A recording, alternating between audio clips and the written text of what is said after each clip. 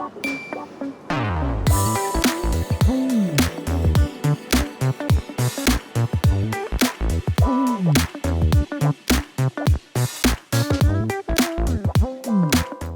evening, everyone. My name is Lucia Gomez, and I'm your host today with Critica NYC.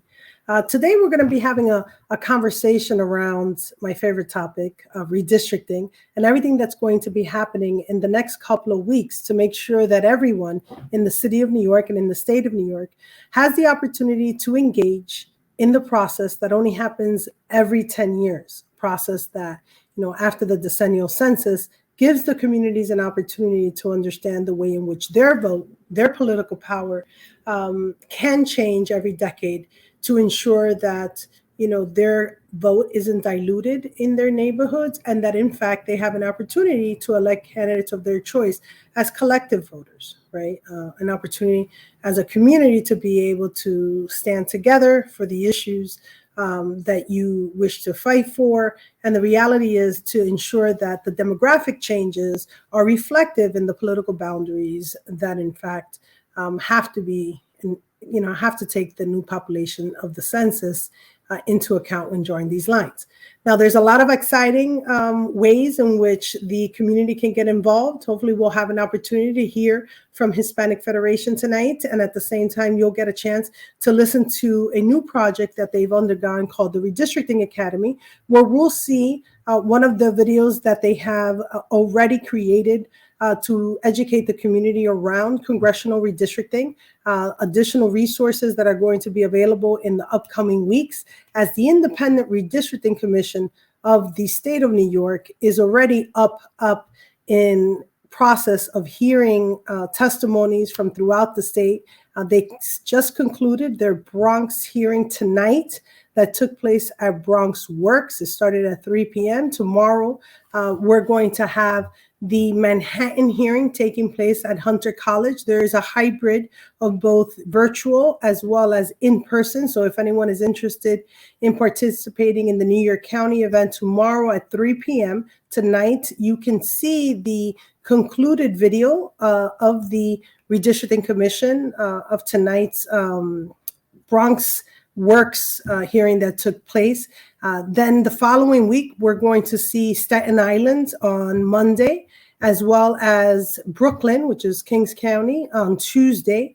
And then we're going to see the following week the hearings for, on Wednesday, we'll see, on Wednesday the 17th, we'll see Queens County, but then on Monday the 22nd, they will start the hearings in Nassau and Suffolk. Now, this is the second round of hearings that the New York Independent Redistricting Commission is having. The first one after they submitted their two different plans, the letters plan submitted by the Democratic members of the Independent Redistricting Commission, and the names plan submitted by the Republican members of the Independent Redistricting Commission. Both plans trying to divide communities or keep communities together based on census data. The census data, depending on where you live, it is possible that it is exactly the kind of district you would love to see in your community, where voters are kept together, communities are kept together, ethnic, demographic, commercial strips, waterfront communities. This is where districts are shaped for 10 whole years, and where it gives communities an opportunity to determine what they want in a district, how they hope that district represents their best interests. And so this secondary round of the Independent Redistricting Commission, it is to make comments and critique about the plans that have been put forward by the Independent Redistricting Commission. The initial presumption was that they were going to come up with one set of maps that the general public will have an opportunity to comment on. Unfortunately, and potentially how it was set up, we saw the Democratic members of the commission and the Republican members of the commission not be able to come up with one set of plans, but in fact have submitted two sets of maps for us to critique. But it also gives us an opportunity to see the different perspectives. So many ways that you can determine how a population is supposed to be drawn into a district so many ways that you can make shapes, and we'll see later on tonight exactly different legal parameters that dictate whether or not you can draw across different counties, whether or not you can draw through waters. And so, I really would love for everyone to take a moment to determine whether or not this is that important for you for 10 whole years that you'll be living in these districts. These representatives will represent you, every 2 years in the state Senate and the state assembly. You would have an opportunity to elect or not elect, right? Remove and change your representative. In Congress, it's the same thing every 2 years. But the reality is that these district lines do really shape the way in which communities are able to organize, galvanize, and motivate their electorate in order to participate in the elections. Now, we just saw the general elections that took place. We have a new Mayor-elect Eric Adams. We're going to have mayor-elect for the next 4 years, right? The mayors are elected for 4 years, 2 terms, right? There is a term limit. And then we have Comptroller Comptroller-elect Brad Lander, current council member from the area of Brooklyn and Park Slope. And then we had the re-election of public advocate Jumaane Williams, who has actually just indicated as well that he is intending on running for governor in the state of New York next year. We were able to elect so many different council members, and we're going to see a majority female council in the upcoming cycle starting in January. So, lots of things to look forward to. I think it's critical that for those of you that were not paying attention to all the news in these last couple of weeks, we did see that, in fact, there has been major activism on the side of more conservative voices in the city of New York, and for better or for worse, and however you view it. The reality is that communities are participating in different ways for different reasons, and you can't stay behind, right? As we focus on the diversity of the city of New York, staying home is no longer an option. Staying home and allowing others to dictate the policies that are put forth in the city of New York is no longer an option. So with a brand new city council, with a brand new mayor and comptroller, comes an amazing opportunity to shape the agenda that will have and really change our futures for decades to come. And the reality is that the time is now where we're seeing different policy shifts and different engagement from diverse communities throughout the city. So some quick hotspots to look out for as we engage in the upcoming redistricting process. In many communities, we saw population decline or population increase. And in that case, that really dictates the change in the way in which you're able to determine if your community is going to stay together, or because it grew too much, perhaps it cannot, or perhaps if population declined, you're going to have to add a couple of other thousand kind of people, right? Other 1,000 people from other neighborhoods into your district. And so the census can really shape the way in which we live sometimes, the way in which resources are provided to a community, because elected officials are elected to represent certain neighborhoods, and depending on the activism of that elected, the priorities of that elected, the priorities of other members of those communities, certain things are paid attention to, and sometimes other things are not a priority. And so don't be afraid to, speak up, pay attention. No one knows your neighborhoods better than you do. And so, I really invite you to participate in one of the hearings. I invite you to reach out to one of the organizations. We have seen major participation from Latino Justice, who has been engaged in the civil rights aspect and the voting rights aspect of the redistricting process, Hispanic Federation and the Redistricting Academy, and we'll hear about the Redistricting Academy later on tonight. But I want to make sure that you understand that any opportunity that you have to speak your mind about the way in which your community is paid attention to by any elected official is an opportunity you should never let go by. And so most recently, during the November general election, we saw parts of the city participate and dictate a change in the way in which, party politics are being played with an overwhelming show of activism or show of support very different from the Republicans of the city of New York, where they have, in fact, now, I believe is going to be about 5 seats in the council versus, I believe it was like 3, 2 in Long Island and 1 in Queens that they currently had. So, a lot of things that, we should be looking forward to come the new year. Some hotspots folks should be paying attention to. We saw an increase in the Upper West Side. We saw increases in Long Island City and the Upper East Side. And so those neighborhoods that surround that part of the city should be looking towards, understanding how they're going to be impacted, and a decrease in parts of Upper Manhattan where, for the last 2 cycles, we have seen a steady decline in total number of people that live in Uptown. And so, those again make huge changes and shifts in the ways in which communities are drawn in the process. Something else to look out for, right, is we have communities that live in high density areas, high residential areas, large apartment buildings versus smaller, homes. And, we see different kinds of neighborhoods across the city. How you combine those two will depend on whether or not someone's a homeowner, whether or not someone rents, right? What are the priorities of a homeowner versus a renter? What are the priorities of someone that lives in public housing versus in private type of housing and low-story buildings? And so very different ways in which individuals would want to advocate for their community based on how they live.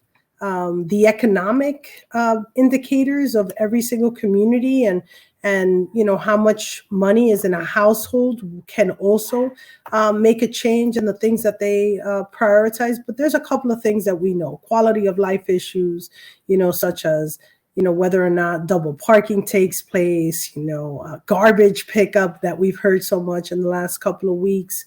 There are some solid similarities, but then there's some pretty sharp differences in how we live and the things that we prioritize that are really taken into consideration, or should be taken into consideration, when you go testify and are able to demonstrate why you would like to be a part of one district versus another district. The reality is that political similarities, the way in which we vote on candidates, not just partisan, whether or not you register Dem or register Republican, but in many instances, whether or not you elect candidates that prioritize public safety versus clean air versus, education, higher education. And so I encourage everyone to take some time to pay attention to the way in which their districts are being redrawn.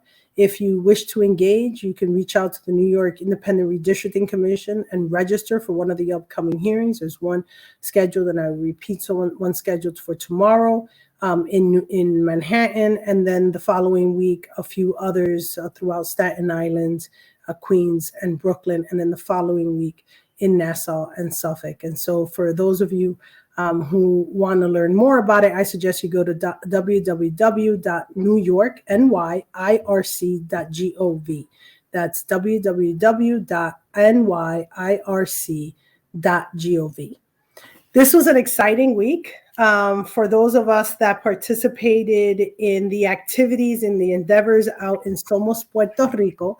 And I had an opportunity to see the participant that has just joined us, Frederick Velez of the Hispanic Federation, where, Frederick, as the National Civic Engagement Director, I saw the release of the Redistricting Academy that we'll definitely have a chance to show our viewers tonight so that they can really dig in a little bit on some of the details. And I know of in the past, redistricting is one of these, issues that I love to talk about. But tell me, Frederick, what are some of the activities that Hispanic Federation is looking to engage individuals in the coming weeks? So hi, Lucia, and thank you for the invitation. I'm really happy to see you. Definitely, it was a great week at Somos, and now we're back and we're in the middle of redistricting. Just like you mentioned, we actually have some hearings coming up. So one of the things that we decided to do at the Hispanic Federation was to create the Redistricting Academy, which basically provides explanations in both English and Spanish about what the redistricting process is and how you can get involved, which I think is the most important piece. In there, you can actually have videos that are up right now. You can see videos that are talk about the congressional redistricting process, that talk about how to create advocacy campaigns around redistricting, and even how to do outreach and digital outreach when it comes to the redistricting process. We actually also have a video up about the New York redistricting process that our colleague Emily Paez recorded. And the great thing about it is that you can actually learn the differences, because the redistricting process in each state is different. So part of what we're trying to do is not only to get people informed, but that they also understand the importance of getting involved, participating, and making sure that we can keep our communities together. So the hope is that when people see the importance of the redistricting process through those videos, they want to get involved. And we're linking them to resources, and we're trying to also teach them how to draw a map, which I also think it's important because it kind of like demystifies how complicated the map drawing process is, and kind of like teaches everyone that when you learn the concept, this is something that you can actually do. Yeah, I mean, I know that since we all started using Google Maps and we all started using, GPS in general, right, just on our phones, so many things have changed. And I will tell you this much, Frederick, I don't know if you were involved in the 2010 process or in the 2000 process, but a lot has changed since those, 2 decades before, where, we've seen technology really favor engagement. Can you tell us a little bit about that? Because you're talking about these videos that are up online. How has that facilitated, right? How has technology really facilitated the opportunity to engage people where they are versus, horse and pony show, in their community center, having to get people out of their homes? So it was actually one of the lessons that I think we learned from the pandemic, right? When, like you mentioned, every time that I talk to someone about the previous redistricting process, they start talking to me about printed maps in a basement and drawing lines and like using markers from different colors. And this kind of opened up because of how technology has opened up in the last 10 years. And that also leads us to think about how this process is a 10-year process. Right. So that's why it's so important for us to get involved. So when we saw what was happening in the pandemic, and I think our community and all communities out there started feeling a little bit more secure learning online and using these kind of resources. And also when we started seeing that there were a lot of websites and open software out there that was free for people to use and easy to use to draw maps, we kind of put 2 and 2 together. And then the third aspect was that we also saw that there was not a lot of information in Spanish. So we said, why not use some of our time to create this website where we can add this information, where we can link to resources from our partners and allies, and people can have kind of like a one-stop place to go when they need to find out more about redistricting. And like you mentioned, now because of technology, it's kind of easier, I think, to understand. And also you can start learning how to draw maps, and the same technology, the same website will tell you, hey, you actually need to fix this because it's not as compact as you would like it to be. Or maybe the score of competitiveness is not as you would like it to be. And that's taught me a lot how to like play with the margins. And it's also taught me how people that are not acting in good faith, let's say, can use this software as well to kind of divide our community or reduce our political power, which is something that we're trying to battle against. And I find it pretty incredible that sometimes people think redistricting is very separate from civic engagement, right? It's just highly technical. Usually it's lawyers and the GIS nerds and, those that are operating on behalf of power, meaning the electeds that are given power. But, you talked about the decade and mentioned about, prior to you joining, about the fact that this is a 10-year impact of a very short-term process, especially now that we've changed the elections to June. They used to be in September in terms of the primary. We have a little bit less time. We have less time because the census data came out probably almost like four or 5 months later than they would have had they been released on time in terms of the data. But the reality is that if folks don't get it today, right, we've got some time to continue to go at it, right? Can you tell me a little bit about what that means for communities to start now at seeing their neighborhoods being redrawn? I don't want to discourage folks from stopping, right, immediately after the hearings are done. What can folks do to plan? How is this data used, and how is GIS used to plan for our communities' growth, power, take it away, give it back? How does that work, and how do you guys envision it? So one thing that I'm very proud of is that we're thinking long term, right? And again, we don't want to discourage anyone from doing anything during, first of all, this redistricting process, because there's a lot that we can do, and we're going to talk about that. But we also want to make sure that we start preparing ourselves for the next 10 years. Another thing that we haven't spoken about in New York is that even though the congressional and state aspect of redistricting is already being done as we speak right now, the city council piece hasn't even started. And that's going to start next year, right? So part of this is how can we start, and I don't like to use educating, I like to use informing. Mm-hmm. How can we start providing information to our community so it's out there? It's in Spanish, it's in English. We can start talking about it. We can learn the nuances and the terminologies, and we can lose the fear. Because I think a lot of the redistricting process is this thing that you said, right? That it was only for lawyers or GIS nerds or people that have some kind of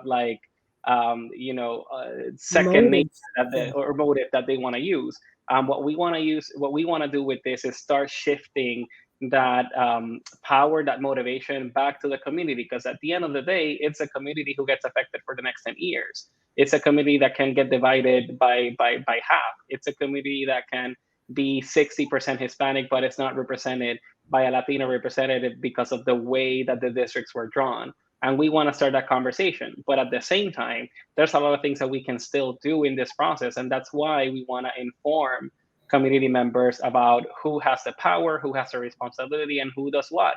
Because right now we know that the IRC is the middle of the hearings. But we also know that if those maps are not approved, then it's up to the state legislature to draw those. And if it's up to the state legislature, then it means that as constituents, we can go over to our representatives, we can go over to our senators and demand that those maps represent our communities. So that is part of what we're doing, making sure that people understand every single venue that we have when advocating for fair redistricting. That's great. So tell me, Frederick, so now we did census work, right? All of our organizations were involved in talking about the importance of the census, the importance of getting counted, the importance of seeing yourself in the numbers, right? All across the country, organizations like yours were engaged with other institutions nationally, locally, to tell people about being involved. Now, similar organizations and institutions are telling individuals to participate in the process of redrawing, to get your voices heard, to stop, not being involved. After redistricting, right? What happens? You see brand new lines kick in. What's another level of, of engagement after the lines are now set in stone? We're going to see, a state race next year in the state of New York, gubernatorial, legislature, federal, congressional level, and then we'll see council. Even though these folks got elected in 2 years, they're going to have to run 2 years, into the, 2 more years later instead of the 4 because of redistricting. What can you say to all those individuals that think this just stops, right? Your job doesn't stop, Frederick, after redistricting. So that's funny that you tell me that, because I have friends that ask me all the time, every single day, after 2020 election, they were like, so are you unemployed now? What do you do? Because they think it's only about voting, right? Or the voter registration period ends and they're like, so are you out of a job or do you go on vacation? And I'm like, no, part of what we're trying to do is making sure that our community and everyone that's out there listening to us, to make sure that we all understand that civic participation doesn't end at the ballot box. It doesn't begin there, right? We need to get registered to vote and we need to get counted in the census. And it's funny that we say we need to get counted in the census because a lot of organizations were warning about all of those things that were happening, how the federal government was basically putting up barriers for counting. And what happened, because 89 additional people didn't get counted in New York City, we lost a congressional seat. And we could have, for the first time in 50 years, 60 years, New York, 70 years actually, since 1950, it would have been the first time that New York wouldn't have lost a congressional seat. And most of our organizations did the job, but because of barriers put out there, again, by the federal administration, we got an undercount. So And what that, no, go ahead. No, and the connection that I want to make with that is that we need to go out and vote, but we also need to make sure that we're participating on every level. And I'm talking about making sure that we are calling our representatives and senators to tell them what's up, right? That we're going to town halls, that we're participating in these types of initiatives where we're telling the people that represent us what we want. And at the same time that we're showing up to vote. Because when they see those two things, when they see engagement on one side, and then when they see that our community goes out to vote, you know what they start doing? They start listening to us because they know that their time up in elected office is going to be short if they don't. So that's part of what we need to make sure that we do. And there are so many ways that we can get engaged. And part of that is the work that organizations like ours do, which is providing opportunities for our constituents, for the communities that we serve, to be able to get engaged both at the political level, at the civics level, or even with different programs or issues that they care about. Now, Frederick, we're going to show one of the videos that Hispanic Federation has been actively engaged in trying to set up, get the facts straight, make sure everybody knows what the details are around congressional redistricting. And congressional redistricting is happening across the country. It's not just happening in the state of New York, right? That it's happening across the country. And so if you have family members, particularly in Florida and even in Texas and North Carolina and Pennsylvania, the battles are on. We're going to be seeing that take place. Is there another event, something else that's happening that we need to make sure folks know of? And you can give it to me in a couple of seconds. No, so yeah. So if you go to redistrictingacademy.org right now, or redistribucionlegislativa.org, because we also did it in Spanish, you can actually go sign up to some of the live sessions that we're going to have. We're going to be providing the same presentation that you see from Congressional Redistricting or for New York in the website. In the next coming weeks, you're going to have information also about Florida, Georgia, Pennsylvania, North Carolina, and Connecticut. And we're also going to be providing live sessions of map drawing for those states. So if you want to find more information, go up to the website, sign up, and we will be sending out emails and we will be sending out updates to you so that you know how you can get involved. Because that's the important thing. It's not only learning about the process, but learning how you can get involved. That I think is going to be that game changer. And Frederick, I'm going to tell you, if folks are anything, they'd be shocked. I didn't know anything about redistricting. When I got placed in a room to look at census data, straight out of college, someone said, look, this happens every 10 years. I didn't know this happened every 10 years in that way. I'll be honest. Straight out of college, I didn't realize. I'm like, my gosh, this was a very long time ago. And here I am in my third redistricting cycle. And I'm really happy, Frederick, that you're getting engaged, you're involved, because we do need new people to be involved in this process. We need those that are out there right now. Hispanic Federation has put this, Redistricting Academy together. Take advantage, because we need as many people to be involved in the struggle in the next couple of years to come. So thank you very much, Frederick. And we're going to go to the show. We're going to go to that video. All right. Have a good one.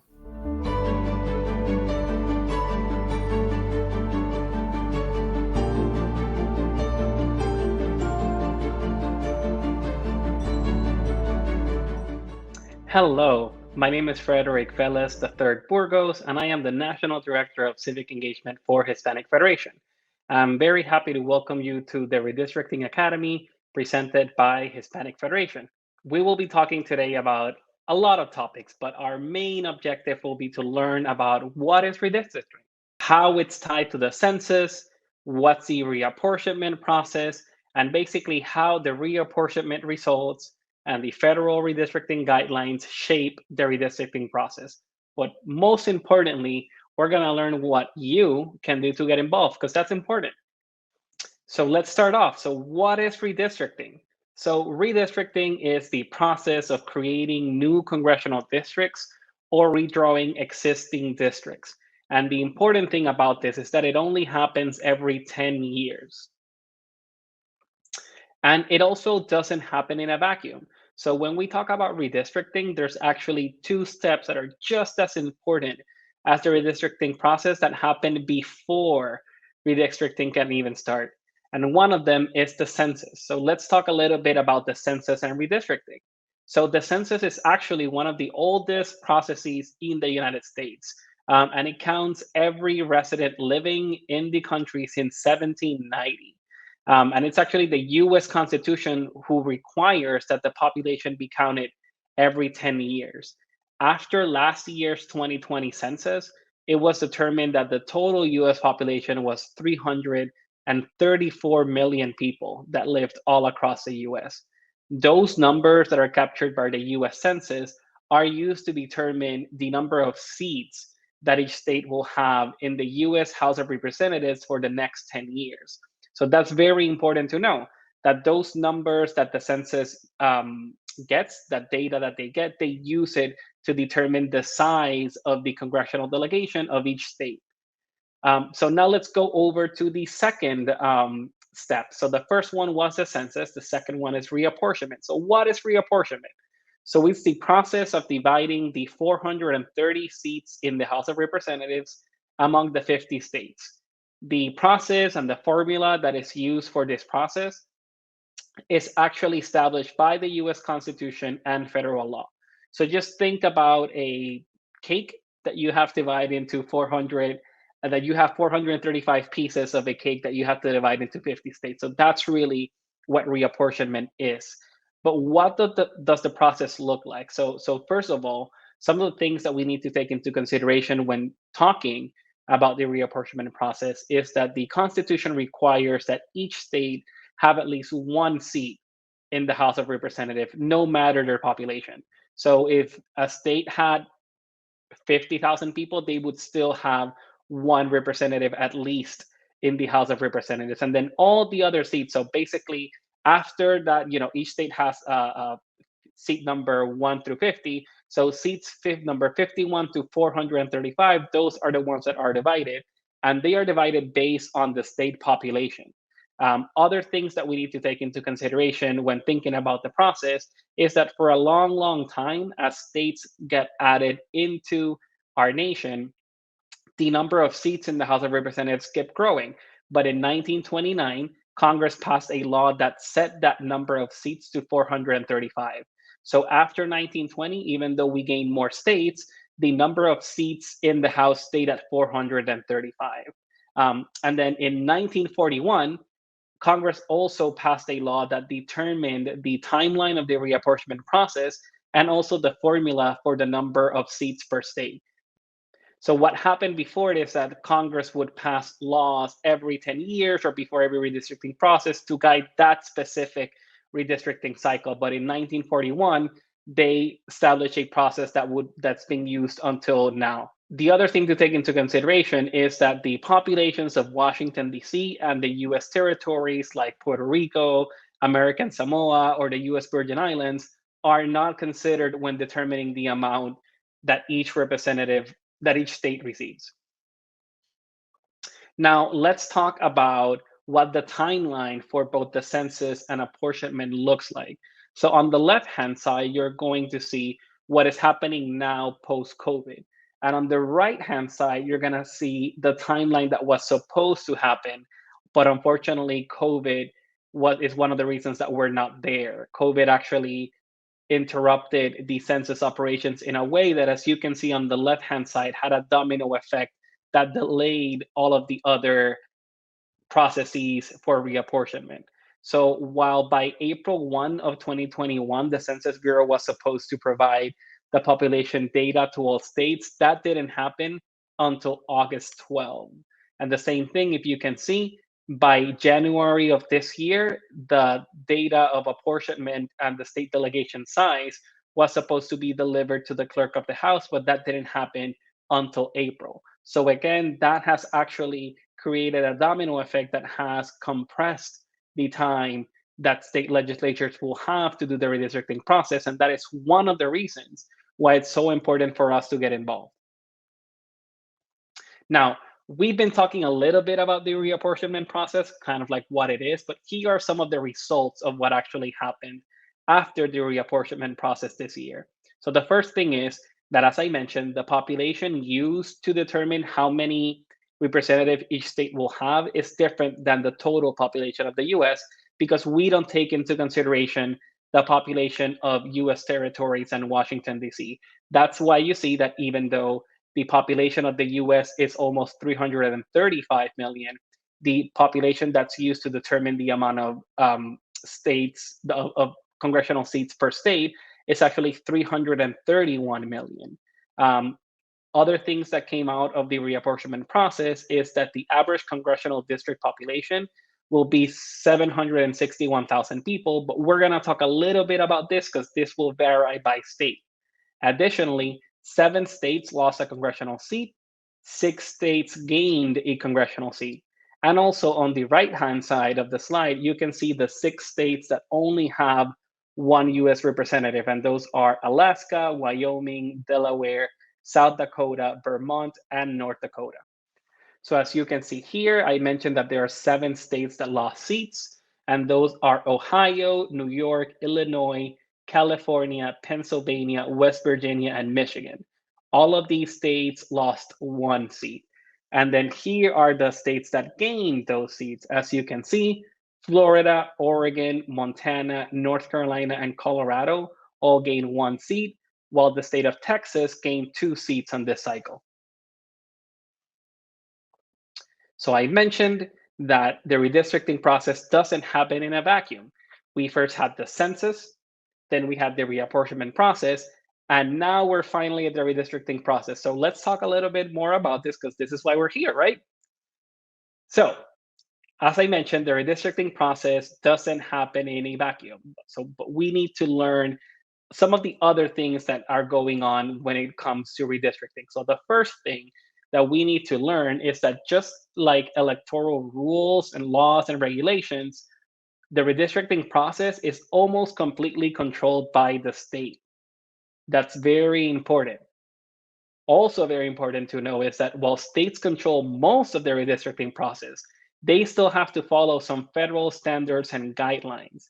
Most of these guidelines have actually been set by judicial decisions when different groups or citizens or even the state sued different entities because they thought that the congressional districts were unconstitutional. And that has led to some federal jurisprudence when it comes to redistricting guidelines. And we're going to talk a little bit about them.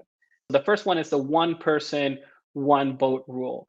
And what that basically says is that all congressional districts within a state should have the same population size. So let's use the state of Montana as an example. Montana has 2 congressional seats.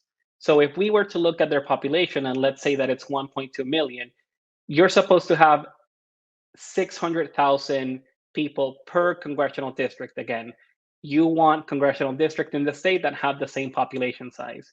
What we can't do is that we have in Montana one district that's, for example, 1 million people and the other 200,000 people, because one representative is going to be representing way more people than the other. So that's what the one person, one vote guideline means.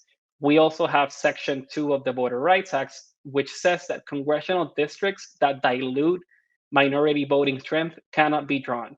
And I know that I said like a lot of academic words in just one sentence, but what it basically means is that districts that reduce the power acquired by minorities or the power of representation by minorities, be Latino, Black, Asian, or even language groups, those cannot be drawn if they reduce the representation power. And we're going to see some examples later on of how that happens. Another important thing is that in previous redistricting cycles, the Department of Justice had plea clearance authority. And what that again basically means is that the Department of Justice, the federal Department of Justice, had the power to tell a state that those district maps were not approved because they, in some way or other, were being unconstitutional. Another thing to take into consideration is that the US codes determine that they're only single member districts. So basically, only one representative can represent one district. So now that we reviewed some of the federal guidelines, let's also talk about some of the fair redistricting principles that we have. Now, one caveat that's very important to say is that not all state legislatures, not all states follow all of these fair redistricting principles. And even if they have all of them, they don't necessarily, some of them have more priority than the others. So number one, we already spoke about population equality, which means that in one given state, congressional districts should have the same size, population size, as much as possible. Number two is contiguity. And while again, that looks like a big academic Sunday word, what that really means is that you can go from one end of the district to the other without going through any other district. And we're going to show some examples of what this means when I show you some congressional district maps in the next slide. Other principles are the preservation of political boundaries and the preservation of communities of interest. And what this means is that people that draw maps should try their hardest not to divide, for example, a county in half or a city in half or a community in half. So if you're in New York, for example, what this means is that you want to try to keep Washington Heights as intact and possible within one district. If you're in Florida, we might be talking about Hialeah or about some neighborhoods in Kissimmee. So think about those communities of interest that we have in every state. And what this means is that we're going to try to have them in one district as much as possible without dividing and diluting their power. Other two important things are fair and effective representation or competitiveness, which is basically not having one party or one group be a super majority in the district. And then the other principle is compactness, which is, and again, this is something that's more visual, but basically to try as much as possible that from one corner of the district to the center and from the other corner to the district, it's kind of like the same distance as much as possible. So think of shapes like a circle, like a square, like a rectangle. Those are the type of shapes that we want to do when drawing districts. So let's see some examples. If you see here, we have two congressional districts. On the left-hand side, you have the congressional district of Representative Chuy Garcia in Illinois, which is a really famous example of a district that was actually done to not dilute minority voting strength. If you see here on the north side and on the south side of the district, there are a lot of communities that have traditionally not been represented in Congress. So this is a way for those communities to have the power to elect someone to represent it. But the reason that I wanted to use this map is because we wanted to talk about contiguity. So if you see here, you can actually go from the north side of the district all the way here through this street and connect through all the district without having to go through another district to do that. So that's really what contiguity means. And then on the other side, we are seeing the representative district in Florida of Congresswoman Val Demings. And I use this shape so that we could also see what I'm talking about when I say compactness, right? This is mostly a square or rectangle shape as possible. And it's also inside all of the Orange County. So in that way, they're preserving the political subdivision. Now, we had also mentioned that there are ways that stakeholders can actually design districts that dilute the power of minorities, of communities of interest, or of certain groups. So these tactics are called gerrymandering. And they're literally the process of designing districts that unfairly, and that's very important, that unfairly favor one group over another. And if you're asking yourself gerrymandering, that's kind of like a very specific term. It's because it actually came to be in the 1700s when Governor Elbridge Gerry of Massachusetts signed what I believe, or what people believe, is one of the first redistricting bills that definitely favored one group over another. And in this case, it was the Democratic Republican Party. And the reason why they ended up calling it gerrymandering, it's because someone said that the district was shaped like a salamander. So if you see here on this slide, this is the actual design that came out and was published in the newspaper all the way back then that created the word gerrymandered. So this is actually, this word came out of a political satire against a governor of Massachusetts. But let's talk a little bit about what it actually means and how it's put in practice. So two of the gerrymandering tactics that are most used are called packing and cracking. And they might seem the same, but they're really different tactics that are used for the same purpose. So when we're talking about packing, we're basically consolidating or packing minority populations into districts. Now, normally in practice, what ends up happening is that you basically the party in charge or the people that want to favor one group over the other, what they do is that they sacrifice technically one seat. They give it to that group that they don't want having more seats by packing the most that they can into that district.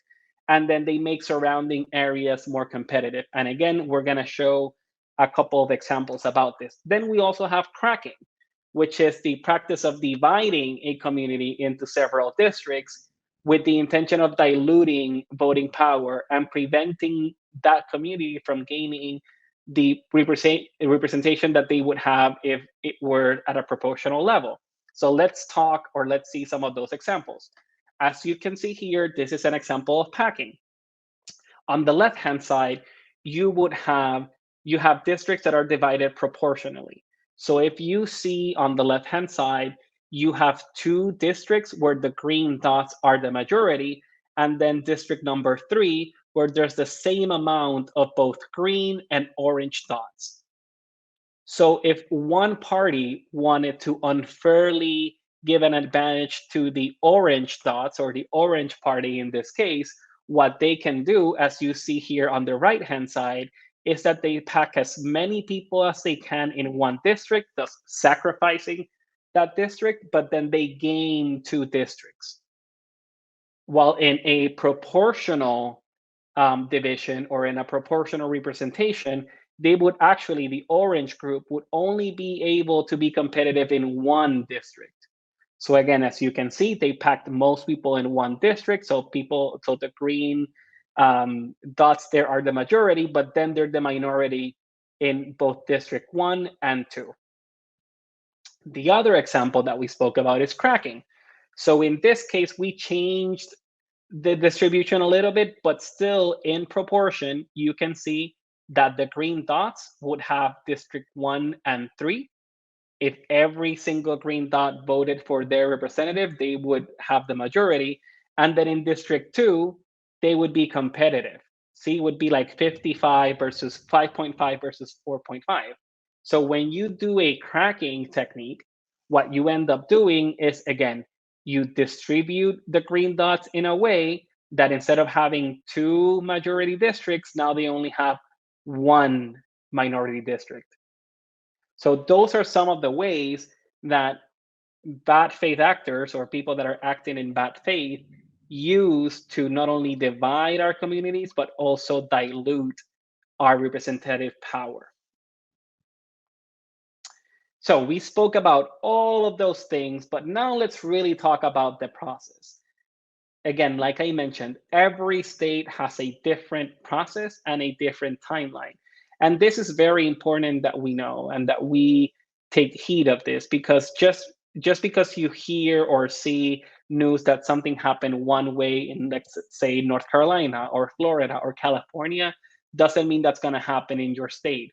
Because again, every state has a different process, a different timeline, and also there's differences between who controls the process and how much power they have. For example, in 33 of the states, it's state legislatures who control most of the redistricting process. And that includes drawing the maps, putting them up for a vote, with the exception that in most of those states, the governors can veto their redistricting maps. However, and again, this is just to highlight how different each state process is, Connecticut and North Carolina don't give the power to the governor to be able to veto redistricting legislation. Then other states, it's not the state legislature who controls the redistricting process, it's redistricting commissions who draw the congressional maps. And again, just like the redistricting processes and timelines vary by state, the composition, power, responsibilities of all those redistricting commissions also vary by state. In some states, they only serve as an advisory capacity. In some states, like New York, it's an independent redistricting commission that has the opportunities to draft the first 2 rounds of the map. We also have other times where other states where commissions act as a backup commission in case that the state legislature can't approve maps. So that's why it's very important that depending on the state that you live, you access the information so you can find out exactly what that process is.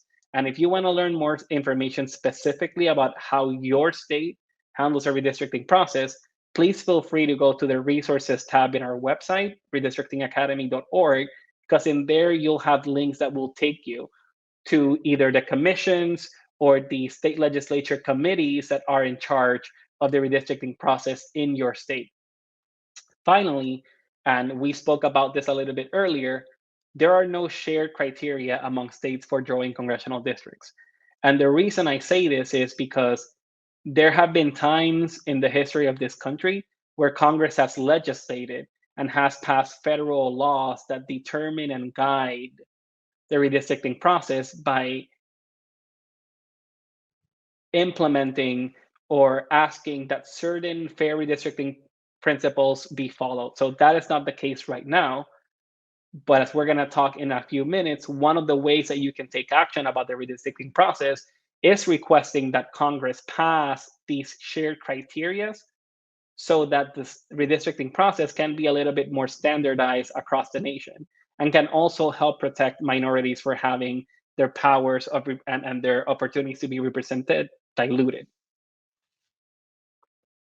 Now, just like I mentioned, every state has a different process and every state has different decision makers, but let's go through some of the people or some of the stakeholders that you can engage with for the redistricting process. So first of all, we have the state legislatures. Like I mentioned, in 33 states, it's the state legislature that completely controls the process. And in other states that have commissions, like the case of New York, the state legislature still has the power of approval of these redistricting maps. So state legislatures, especially the ones that are on the redistricting committee in your state, are a great stakeholder to reach out to when you have concerns about redistricting. Like I mentioned, in other states, not the case in North Carolina or Connecticut, the governor is also a good stakeholder to reach out to because he or she could potentially veto redistricting legislation in the future. I also mentioned the redistricting commissions, which in some states they substitute the state legislatures, in some states they complement them, but they are still a stakeholder and a important group of decision makers that we need to go talk to. And then the other thing is that a lot of these maps end up in court. A lot of the maps that are drawn are challenged and end up in court. So it's also upon us. We also have the venue of going over to the judicial branch and trying to solve our issues with the maps that have been drawn that way. So we spoke all about the redistricting process, how reapportionment and census are intertwined, why it's important for us, right? That these districts are created for the next 10 years, and they basically have the power to either help us expand our representation or lock us out of power. So this means also that you need to get involved. And you already did the first step. The first step is taking courses like this, watching videos like this, finding resources like this to get informed about the redistricting process. We know that sometimes redistricting can be seen as something boring or technical or academic. So we're hoping to make it a little bit more bright, more engaging, more sexy, right? But at the end of the day, we still need you to get involved in this process. And there are a couple ways that you can do it. Number one, like I mentioned in the previous slide, is engaging with stakeholders. right? A lot of these people are elected officials who respond to the pressures of their constituents. So that's something that we need to use in our favor, letting them know that we're paying attention, that this matters to us, and that we need elected officials that are going to be listening to us in all things, including redistricting. You can also provide testimony. And again, if you go to the Take Action tab in our website, you're going to be able to see the links that will take you to the different committees that are working on redistricting, so that you can see when or if they're asking for testimony, so you can go and provide some input. You can also sign or create online petitions. If you go to Google right now and search redistricting petition and you put your state, I'm sure you will find a couple of options of petitions that you can sign. You can also join other groups, other coalitions that are working on this amazing type of work. There are a lot of organizations, both national, state, and hyper local, that are working on redistricting. And we have a lot of them in our resources website, but you can also search online for some of those groups. Additionally, you can inform your neighbors and friends. At the end of the day, that's what gives us power, right? That's why we're so proud and so happy to be doing this academy, because at the end of the day, an informed public will always be best for everyone involved. When informed voters and informed citizens make decisions and go out and create change, that's when things change for the better. So it's important that after watching this video, you let your friends, your neighbors, your coworkers know that this resource exists, both in English and Spanish, for them to learn more about this process. And finally, this wouldn't be an academy if we didn't give you homework or if we didn't give you an assignment, la asignación. So go down in the page that you're watching this video, you're going to see a little button that says homework. If you click there, you're going to get some forms that you can basically fill out and email us at ouracademy@hispanicfederation.org or upload at the Take Action Homework Network. Everyone that completes their homework will get a certification for the academy.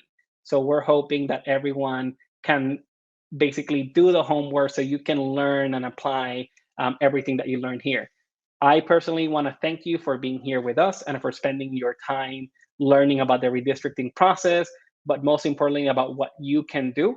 We're hopeful that this information was helpful, and I want to motivate you to watch all the other videos that we have, from coalition building, advocacy campaigns, and even some of the state redistricting processes that we have been breaking down in our videos. So thank you so much and have a great day.